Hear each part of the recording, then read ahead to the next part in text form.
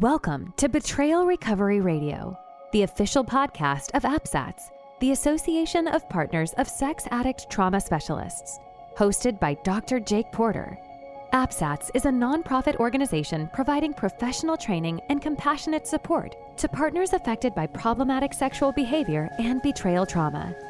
In each episode, Dr. Jake guides a conversation of enlightening insights and practical tools to empower those affected by sex addiction and betrayal trauma to use their voices and live their values. The mission of Betrayal Recovery Radio is to offer hope to those in need of healing and growth to those moving through grief. And now, here's your host, Dr. Jake Porter. Well, welcome to this week's episode of Betrayal Recovery Radio. I'm your host, Dr. Jake Porter. And this week, I am pulling from my archive some content that I think you're really going to enjoy. You know, as I've worked with many sex addicts and their partners over the years, and we've gotten beyond the initial stages of safety and stability, and begun some of the deeper work, the grief work, the work looking at the relational dynamic that exists within that relationship. One of the things that has been clear to me is the profound power of neglect in childhood. So many sex addicts, not all, but so many sex addicts have stories of neglect in their childhood. And there are lasting effects of neglect. This is something we now know from advances in neuroscience and developmental psychology. We understand the need to be nurtured from early on in order to build out our own capacity for self-regulation, for understanding and regulating our own emotions. And so many of the people that I've worked with did not get a lot of that.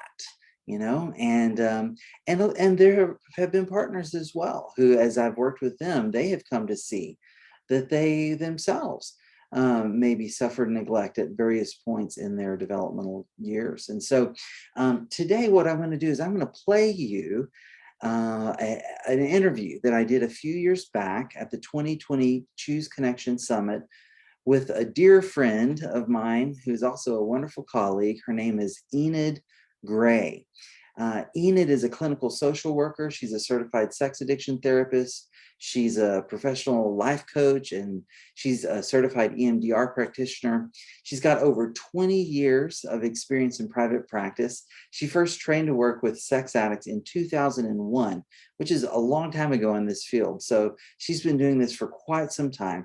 And she's also got extensive practice and done extensive work with treating betrayal trauma in partners, complex PTSD, childhood abuse, trauma, and neglect. And Enid wrote a book titled Neglect, the Silent Abuser, which helps people recognize and heal from neglect. Enid is based in Houston, Texas, where I am as well. She really is a dear friend. She's a wonderful person with a tremendous heart for both addicts and their partners, to see them come out of suffering and into flourishing. And so I hope today you'll enjoy this conversation on neglect with Enid Gray. Well, hello, Enid. How are you today? I'm great. It's so great to see you, Jake. Oh, it's great to see you too, my friend. In this time when we don't see each other very much except on a screen. That's right. That's right. Well, I'm grateful for it. I definitely am. And, you know, they've heard your official bio. And so everyone watching right now, they've got a sense of who you are. But you know, when I think about you, you're a wonderful person. You've become a dear friend. You're a wonderful clinician, but you've also written your book, Neglect, the Silent Abuser, right? Yeah. And I just want to start out by asking you, why write about neglect? Oh my, I've been in practice for a long, long time. And over and over through the years, I recognized people that would say, I really had always asked at intake, what were your parents like? What was your childhood like? Did you experience any kind of abuse or neglect? And they would say, oh, no, My parents were lovely. I had a great childhood. And yet, in the course of treatment, there would be a lot of indicators that there definitely was neglect, even if there was no abuse at all. So, I mean, that's not saying that when children are abused, of course they know about it when it's overt abuse, and neglect is part of that, of course, but children who were just simply neglected, and I say simply, that's really a very mild word for it, they just don't recognize it. So that's why I called it the silent abuser.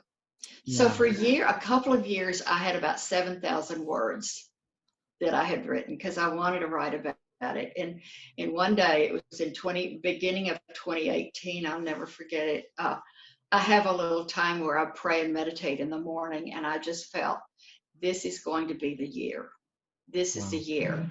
And once I dedicated myself to it, and started researching it, it seemed like almost every time in the morning that I would meditate, I would get some more thoughts. So that was the year of finishing up the book. That's wonderful. I remember that year. I remember yes, that's right. that journey for you. And for you who don't know, Enid and I used to office together, share a suite together. And I really miss those days. But, a lot of people, I'm imagining, folks watching this right now, they might think, yeah, neglect is bad, but, abuse, is neglect how is really that abusive? abuse? Yeah. How's it abusive? And how's it different than other types of abuse?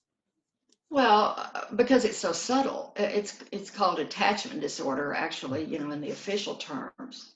But a lot of people think, oh, well, it's about parents who abandon you. And it's not necessarily, although it is that too, that's more overt, where parents just leave the family, and that hurts as badly. But it's about parents who are there but not there. That's the thing. The parents may be present in the home, but they're not paying any attention to the child. And the child takes that as something personally wrong with them. They're flawed, they were bad, something wrong with me. And this internal development of a child doesn't develop properly. And it's the younger a child is when that occurs, the worse it is. Right. So even if something happened when a child was pre-verbal, they don't recognize it because they don't have words for it. Right. It's just an empty, gnawing feeling inside that can't be defined. And so, yes, there are results from that. Yeah. So it's just to think about it in a way that maybe some folks can relate to. Sort of the classic example of a kid, like toddler age, maybe early child. So maybe a little older than toddler, early childhood. If mom and dad are getting a divorce, the kid who says, what did I do wrong? Right. Because they're egocentric. Kids think that they're powerful. Everything's about them. They have that kind of power. Yeah. Right. Because they just don't know better.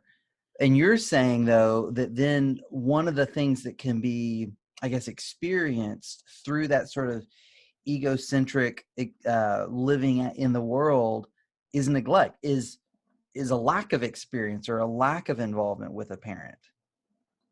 Yes. Wow. Yes. And, it just goes all the way back to brain formation. When a baby's born, its left brain, that word, the part of the brain, the left brain that has the words and the thinking and all of that is fully developed, but the right brain is not. And that's the brain that carries the feelings and the emotions, the nonverbal, quiet part of the brain. If the mother is not available to the child, and a parent, sometimes they're not going to be available, they're going to be in a bad mood, but I'm talking about chronically unavailable, or chronically angry, or chronically ashamed and shaming, or whatever is going on in the home. If that's not there, the right brain of that baby does not develop properly. And therefore you have people who can't feel they don't even know they have feelings. They're just numb. because they haven't had that mirroring interaction with the caregiver, you're saying, where the Exactly. Yeah, caregiver's responsive, helping them understand their experience and organize their experience. That's so sad. I mean, just thinking about it makes me sad. It really it is. does. It's very sad. And I also imagine that there are folks watching right now who are parents, and they're probably like, oh my goodness, did I screw up my child? But you use the term chronic, right? So it's not Yes. about perfect. This is not about bashing parents at all. We all do the best we can. Thank You know? you. Yeah. Yeah. And I think, if you there's called something called the still face studies. If you've seen that, anybody can Google that. But the mother is interacting with the child, and then the mother looks away, and then the baby starts crying. Well, the point is that you're not going to be perfect. We're imperfect humans. So the idea is that you always come back to the child. You come back. You make a mistake, you say, I'm sorry. You're still precious to me. Yeah. That sort of thing. Yeah. Right. The clinical term is actually good enough, right? A good enough parent, which That's right. is so relieving. Yes. And you always, I don't want anybody thinking, well, nobody really deliberately, unless they're a sociopath, messes up their children. Right. They want the very best for their children. In fact, many parents want better for their children than what they had. Yes. Yeah. So let's dig into this a little bit more. What would be some of the risk factors, for neglect? What would set a child up to experience neglect? There are all kinds of risk factors. I just named 10 in the book, but then there's variations on all those same themes. One is if one parent or both parents suffer some sort of mental illness. And I think this is the prime part of this, is that nobody will talk to the child about it in truthful terms. Oh, wow. And so in that case, then the child thinks there's something wrong with them. It's almost why does mommy go away to the hospital, or why does mommy spend all day in bed? Or this is the case of it's like gaslighting the child. Well, certainly, yeah. Wow. And that kind of goes for anything that's going in the home when it's pretty obvious the elephant is in the room, but the parents, excuse me, they won't acknowledge it. They make up stories, or they say, we're not going to talk about that. Oh no, didn't really happen. And I think that happens in a lot of homes. That's not necessarily neglect, but it's not really healthy for the child. Right. You can find ways of age-appropriate explanations. Right. Okay, so mental illness in the home, what are some other risk factors? Okay, if there's alcoholism, drug addiction, that sort of thing, of course the parents are not going to be available. Yeah. They're too available to their addiction. Right. Workaholics. I've seen a lot of people have a story about a child that had very wealthy parents. They had very good business-related jobs, and they hired a nanny to be with the child. But the little girl knew that lady was not her mother, because she had other children that she cared more about. So, of course, the little girl was the hero child and did beautifully in school until she got to be an adult and married. She married well, and then she went into a deep depression. And so the good news is that she got help and got therapy and realized that she had been neglected, and realized that she was perfectly imperfect, just the way she was. Wow. So thank you. That brings up a good question as well, which is, what are some signs today, like folks who are listening to this right now, what are some things they might be experiencing today that would be indicators that this would be something worth exploring for them, whether or not they experienced neglect as a child? What might we look for? You mean in their own behaviors? Right. So if I'm seeing this in my life or this in my life. maybe neglect is something I should explore in my childhood? Well, since your summit is about couples, there's a lot of indicators in intimate relationships. Right. People who are neglected, it's all, it runs the gamut. Sure. One extreme could be they just feel like they can't trust anybody at all. Mm. So they're very closed off, very walled off, can't feel their feelings. Addictions is a big factor because Right. the child had to survive.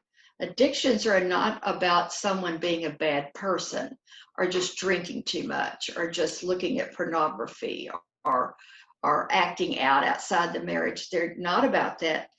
They're a response to a wound and a way that the child survived, but then when they got old enough and it became something they couldn't stop doing, then it becomes their destroyer. Right. So another thing you look at, people who were neglected feel like there's nobody going to be there for them. So therefore they have to do everything themselves. They can't ask for help. Right. A lot of people who were neglected are angry, or they can't connect. They get in series of unhealthy relationships. Always looking for that something that's going to fill the emptiness, and that's a characteristic of addicts as well. Sure. So I mean, if people think, well, oh, I'm not an addict, well, we need to think again, because you can get addicted to sweeping the floor. You think it's something you do over and over and over just to keep you numb. Wow. And this is not just the bad feelings. A lot of people have trouble feeling good, because when they feel good and joyful, then they think something's wrong, something's about to go bad right now. Because it can't last. It can't last. Yeah. Wow. Thank you. Okay, so one of the things that you talk about in the book, there are a lot of parts that really unfold neglect, and that for me, when I read it, I had never made the connection that, that could be a form of neglect. And one of those is over control. Because I think of, when I thought of neglect, it was like hands off, like way the other side Sure, of the that's spectrum. what everybody thinks. Right. So That's what everybody thinks. So talk about that, how being overly controlled is a different side of neglect. Okay, so I'm just going to kind of get started with who we are to begin with. When Sure. we come into this world, we're kind of like a beautiful little blank slate. You've experienced that recently yourself. I sure have, yes. And it's the caregivers that model that and show the child the way to go. And that is a healthy way of helping the child develop his or her sense of self. And I define self as something divine that is a capital S, something divine that lives within the child. So that sense of self needs to be developed and guided in a healthy way so that the child is able to have his or her own preferences, opinions as appropriate. So it's the parent's job to guide the child and to lovingly help the child develop their sense of self. Now, there are parents who had planned what little Johnny was going to do before he was ever born. They planned he would be a big burly football player or something like that, and the child was born being rather frail, like his mother, and liked to play the piano. So you see how there was this disconnect there. Or parents who expect their child to take this or that lessons, not that you don't encourage your child to take different things, but in other words, you control the parents. When I say you, the parents control everything the child thinks, does, and says. If they have an opinion about something, no, that's not right. Or people won't like you if you're this or you're that. You can't take this subject in school. You have to take that subject in school. You can't play with those friends not because they're a bad influence, because we just don't like them. It just goes on and on and on. And that goes through religion as well. You must believe that way or you're going to burn in hell. It just goes on and on. Now, why is that neglect? Because it's not about the benefit of the child. Right. It's that the parents can look good and get their needs met.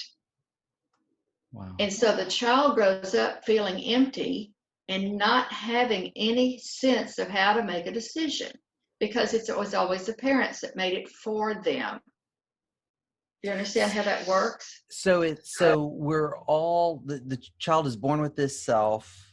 So it comes into the world with all this potential. It's the caregiver's job to basically let that seed blossom. And you're saying, Yes. if they keep confining it and, maybe this is meant to be a rose and they're trying to shape it into a daffodil. Correct. That's neglect, because they're neglecting that child's ability to have this identity flourish. Yeah. Yeah. Exactly. And a form of that over control is enmeshment. Mm. When the parent makes, let's just say the parents are not getting along with each other, dad's always traveling, and so mother makes the little boy the person that she talks about her problems, about current events. He feels really special. Right. But she denies him the right to be a child, just a carefree child. So you might look at it this way. Neglect, just that we know about, the abandonment kind of neglect, is when you turn your back on the child and walk away. Wow. The other kind of neglect is when you face the child and you get too close to where you smother them. You smother their little spirit, and they grow up empty. And these are people who easily get influenced into getting into cult-like stuff because they don't have any decision-making ability. Someone always did that for them. Yeah. Does that make sense? It does. It does. And the connection I'm making in my head right now, because I'm an attachment theory geek, and I'm thinking about how in attachment theory, there's that paradox that the more securely attached I am, the more freedom I feel to go live my life, because I have this relationship to come back to.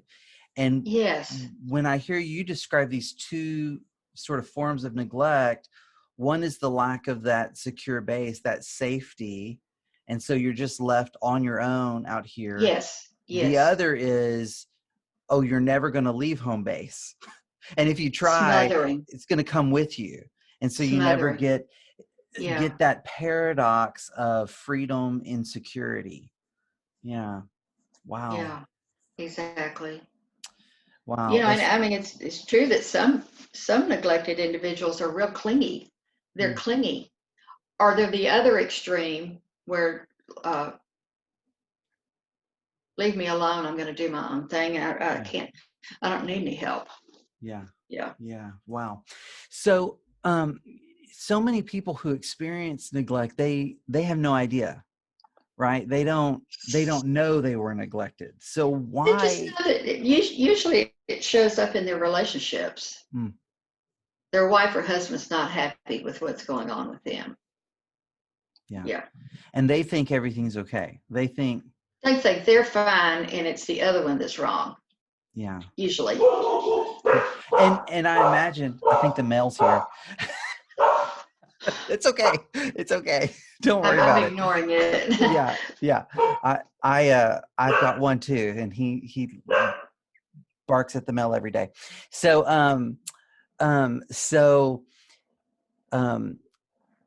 that person who is in a relationship, they've been neglected, they think the other person's got the problem, but really they're suffering from the neglect they experienced. I want to check this out with you. It's been a while since we've been able to just talk. So this is kind of a newer idea for me. I want you to test it against your research and knowledge of neglect. So often, and probably in this summit, people are tired of hearing me bring this up in interviews, but it's on the front burner for me right now. Is this about the brain? It is a little bit. It is a little bit. Yes. So often for the partner of someone, an addict or someone who's experienced neglect or some form of abuse, it feels like this person, the partner feels like this person, isn't trying, won't do what they need to do, won't connect, won't show empathy, won't, all of these things. And really, because of these effects on the brain that you started talking about earlier, it's not that they won't, it's that they can't. They can't. There's a deficit.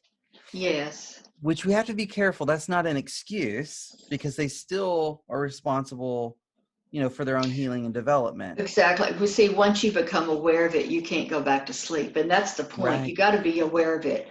What was the method you used to survive? Okay. You got to figure that one out. And say more therapy. About that. That's so important. Through therapy, of course. The Sure. therapist helps you to discover that. You can either do EMDR, SE, or talk therapy, or however.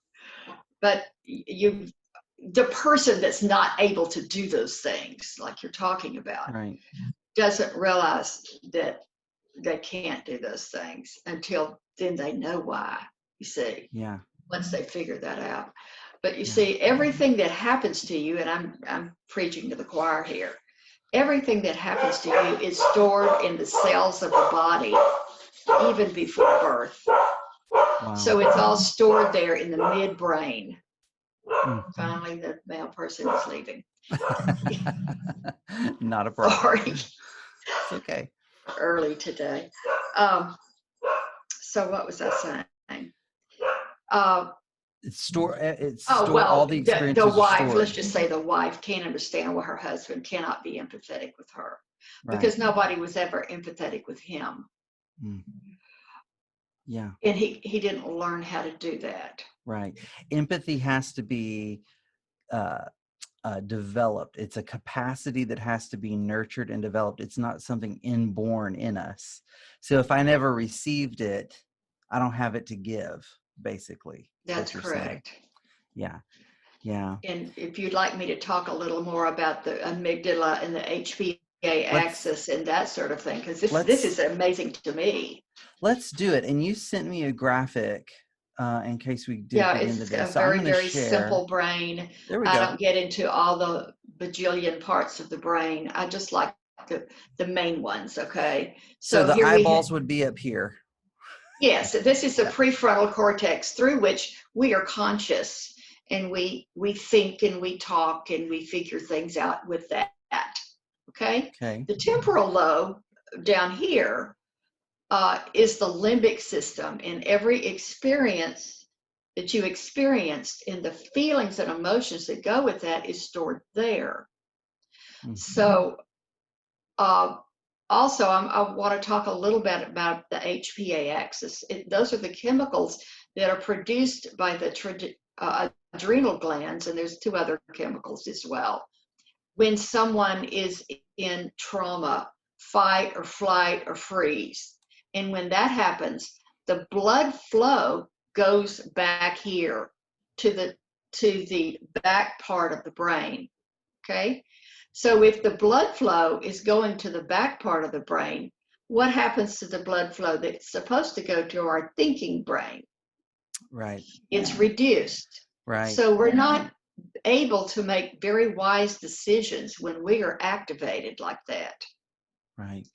So functionality, so this functionality goes down, and this more primitive part is firing. Yeah, it's our survival brain. Right. The survival brain has lit up. However, when the survival brain lights up, some people kind of learn to stay in that state all the time when they're traumatized as little kids. And that with outright abuse, of course that lights up. But even with neglect, when the child is feeling sad and empty and all, the memories still are stored there. And so when someone gets, I'm kind of going off off the path a bit, but when someone grows up and gets in recovery, there is not that high level of excitement anymore when they're in recovery and they feel somewhat kind of bored. Wow. And I'm thinking back to something you shared earlier about when we're born, that right brain not being fully formed. And so I'm trying to put together these pieces that you're sharing. It sounds like this part of the brain on the right hand side anyway is going to be less developed in someone who's experienced neglect. And so that capacity up here, they're starting from a deficit, I guess is what I'm saying. Yeah. Wow. You start from a deficit, and you can get triggered. Triggers are very interesting in that your trigger may not be about what you're triggered about. It may be about something that happened because the amygdala back here, I'm pointing to the amygdala back there, right in there, yeah, lights up. And it may be lighting up because this experience feels very familiar, but you don't realize that it's about that experience back there when you were 10. Right. You think it's her. Right. Because there's no sense of time. That won't shut up. Yeah. Yeah, there's no sense of time here in this part of the brain, right? No. On the right-hand side particularly. No. Yeah. Wow. It's all stored. It's very powerful. So the other part of this, and I found this very fascinating in the research that I did, and there's been a lot of study with epigenetics, which epi just means above the genes. And it's, although people inherit diseases and ways of thinking and emotions, of course, from their parents or predispositions and so on, they also can inherit ways of seeing the world and ways of thinking.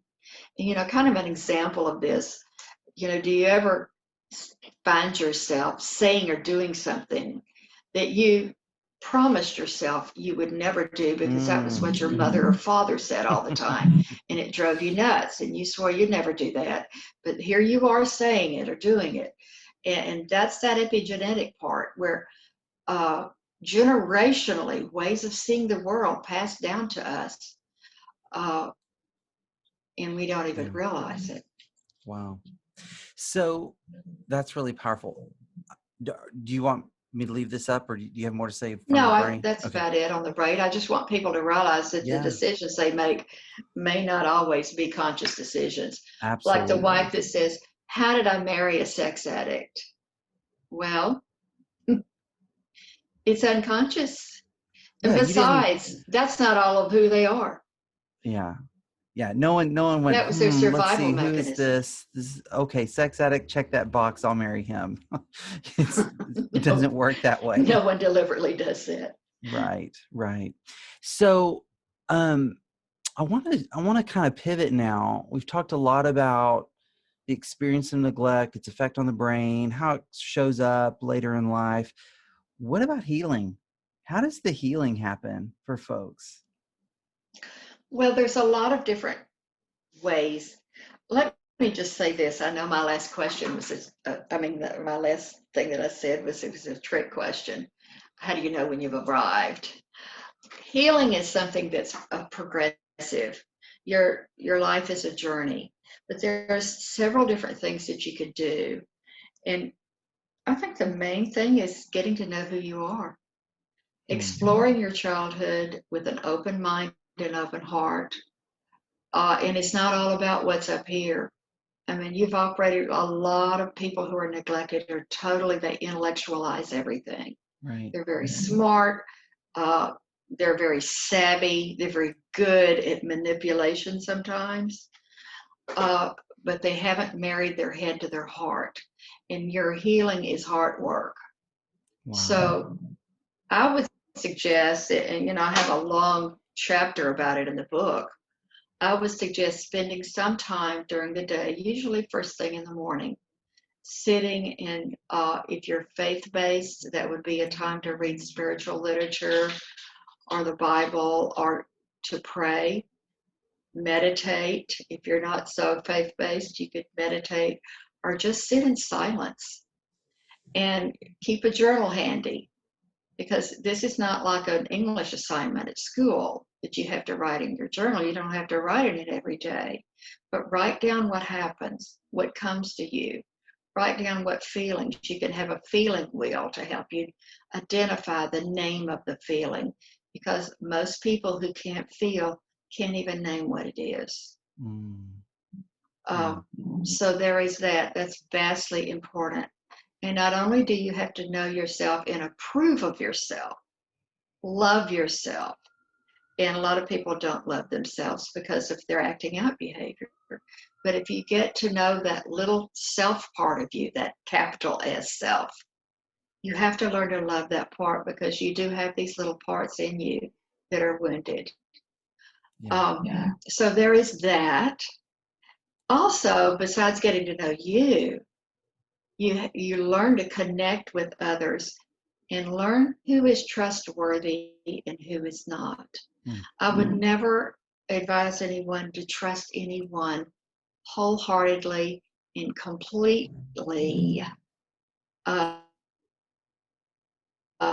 but because they have to earn your trust.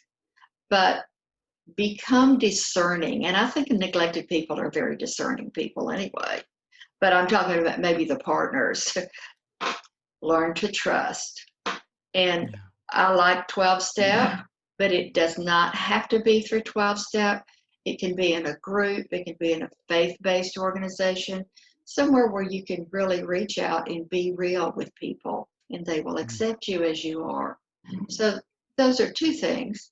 Know yourself, connect with others. Of course, I'm a big believer in body up therapy. Do something like EMDR to reduce the impact of the trauma. And EMDR helps you to remember what happened and walk through it. Learn to have some boundaries. Most of us never saw those. How do you start with that one? Well, I think there's a teaching that goes with it. You learn to have boundaries by learning what they are, where you end and the other person begins. So, you may write a whole list of boundaries for your partner, but the partner deserves to have boundaries too. And, not only do you expect another person to respect your boundaries, you have to contain yourself by respecting the other person's boundary. No one gives you the right to do harm to the other. Because in our hearts and in our souls, we are deserving, imperfect humans. Because your husband or wife may be a sex addict does not make them a monster. They're a wounded person, or you would never have married. You would never have married someone who's a monster. Thank you. I didn't tell you I was going to do this, but I want to share a story about your book. So Enid and I have shared many clients over the years where, I've seen one partner and she's seen the other, or I've seen the couple while she's working with one, or some form of that. And there was one set of clients we were working with, Enid. You were seeing the partner, and I was seeing them as a couple. And after your book came out, he waited several months. His wife wanted him to read the book so badly. Of course. Of course. She said, read this. And he told me, he said, I will read it, but I know I cannot read it during normal everyday life. He said, but I am committing, I will read it. And several months later, he took that book out into the wilderness for like a week. And he spent a week in the wilderness with your book. And what came out of that for him was compassion for himself. He knew his story. He had an awareness of his story. He knew he would have never wanted his kids to experience what he experienced as a child. so he had a lot of cognitive awareness, but what was missing was self-compassion. And when he read your book and he began to develop compassion for himself, it really began to shift the dynamics of that relationship in some pretty significant ways.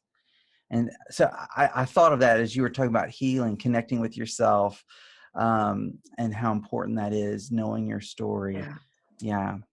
It's kind of like the golden rule: do unto others as you would do unto yourself. Well, if you're going to be bashing yourself all the time, you're not going to be very good with others. That's right. Yeah. Love your neighbor as yourself. It's assumed in there that there's a self-love. Yeah, it's all connected. It really Absolutely. is. It's all connected. Yes. Well, Enid, this has been amazing and wonderful. Right here with the video, folks, if you want to contact Enid, her contact info's there. Her book is available on Amazon. If you want to see up, so they can see the cover. Jake couldn't find his book cover. Yeah, mine's in my other office. It's not here. I don't have all my books in this office. But folks, it's what I'll say about the book is Enid did a great job making it very accessible. It's not some big thing. You're not going to use it as a doorstop. People. It's for people. I did not write it for clinicians, really. I mean, clinicians can read it if they like, but it's for people. It's for people, and that came across. It's very accessible. It's not too long, though I wouldn't say read it in an afternoon. Like I would say read parts. This is not a straight through Danielle Steele book. No. Read it, reflect on it. Enid was talking about earlier, having that quiet time every day, getting that journal. If that feels daunting to just sit in silence, maybe you sit with Enid's book and a chapter of her book and reflect on it a little bit. The other thing I want to say about your book that I so appreciated, Enid, was many, many, many resources listed in the back. And so that's a great resource of resources there. So thank you so much, Enid. Thank you for your time. I love this. Thank you. I love talking to you. Yeah. And I look forward to seeing the rest of your summit. Thank you so much. We're grateful to be with you. Okay. Bye-bye. Bye. You've been listening to Betrayal Recovery Radio, the official podcast of AppSats. If you've received help or hope from this episode, I encourage you to share it with someone you know. If you've not yet done so, please subscribe to our podcast on your favorite listening platform. Thank you for joining us. I'm Dr. Jake Porter, and you can always email me directly at jake@appsats.org. I'd love to hear your ideas, questions, or comments about the show. Until next time, keep choosing to use your voice and live your values. It's good for you and for this world.